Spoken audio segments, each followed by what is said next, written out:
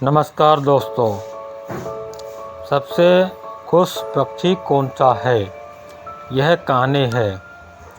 तो कहानी को शुरू करते हैं। एक कौवा एक वन में रहा करता था।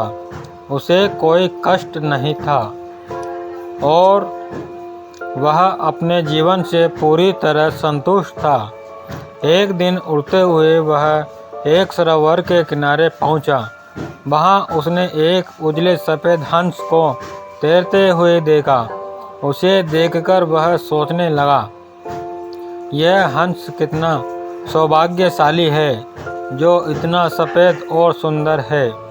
इधर मुझे देखो, मैं कितना काला और बदसूरत हूँ। यह हंस अवश्य इस दुनिया का सबसे खुश पक्षी होगा। वह हंस के पास गया और अपने मन की बात उसे बता दी। सुनकर हंस बोला, नहीं मित्र, वास्तव में ऐसा नहीं है।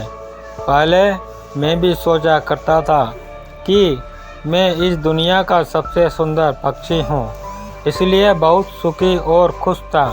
लेकिन एक दिन मैंने तती को देखा जिसके पास 2 रंगों की अनोखी छटा है।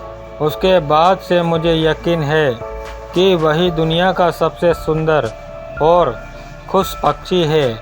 हंस की बात सुनने के बाद कौवा तोते के पास गया और उससे पूछा कि क्या वह दुनिया का सबसे खुश पक्षी है। तोते ने उत्तर दिया, मैं बहुत ही खुशगवार जीवन व्यतीत कर रहा था जब तक मैंने मोर को नहीं देखा था, किंतु अब मुझे लगता है कि मोर से सुंदर तो कोई हो ही नहीं सकता, इसलिए वह दुनिया का सबसे सुखी और खुश पक्षी है। इसके बाद कौवा मोर की खोज में निकला। उड़ते उड़ते वह एक चिड़ियाघर पहुंचा। वहां उसने देखा कि मोर एक पिंजरे में बंद है और उसे देखने के लिए बहुत सारे लोग जमा है। सभी मोर की बहुत सराहना कर रहे थे। सबके जाने के बाद कौवा मोर के पास गया और उससे बोला, तुम कितने सौभाग्यशाली हो जो तुम्हारी सुंदरता के कारण हर रोज़ हजारों लोग तुम्हें देखने आते हैं।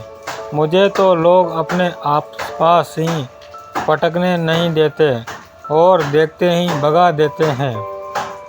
तुम इस दुनिया के सबसे खुश पक्षी हो ना। कौवे की बात सुनकर मोर उदास हो गया। वह बोला, मित्र, मुझे भी अपनी सुंदरता पर बड़ा गुमान था। मैं सोचा करता था कि मैं इस दुनिया का क्या बल्कि इस पूरे ब्रह्मांड का सबसे सुंदर पक्षी हूँ, इसलिए खुश भी बहुत था। लेकिन मेरी यही सुंदरता मेरी शत्रु बन गई है और मैं इस चिड़ियाघर में बंद हूँ। यहाँ आने के बाद, इस पूरे चिड़ियाघर का अच्छी तरह मुआयना करने के बाद मैं इस नतीजे पर पहुँचा हूँ कि कौवा ही एक ऐसा पक्षी है जो यहाँ कैद नहीं है। इसलिए पक्षी कुछ दिनों में सोचने लगा हूँ कि काश मैं कौवा होता तो कम से कम आज़ादी से बाहर घूम सकता और तब मैं इस दुनिया का सबसे सुखी और खुश पक्षी होता।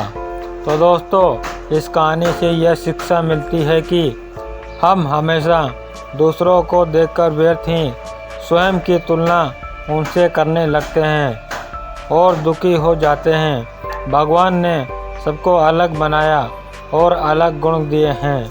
हम उसका महत्व नहीं समझते और दुख के चक्कर में फंस जाते हैं। इसलिए दूसरों के पास जो है उसे देखकर जलने की बजाय हमें हमारे पास जो है उसके साथ खुश रहना सीखना चाहिए। खुशी बाहर ढूंढने से नहीं मिलती, वह तो अंदर ही छिपी हुई होती है। धन्यवाद दोस्तों। आपको कहानी ज़रूर अच्छी लगी होगी, कमेंट में ज़रूर बताएं।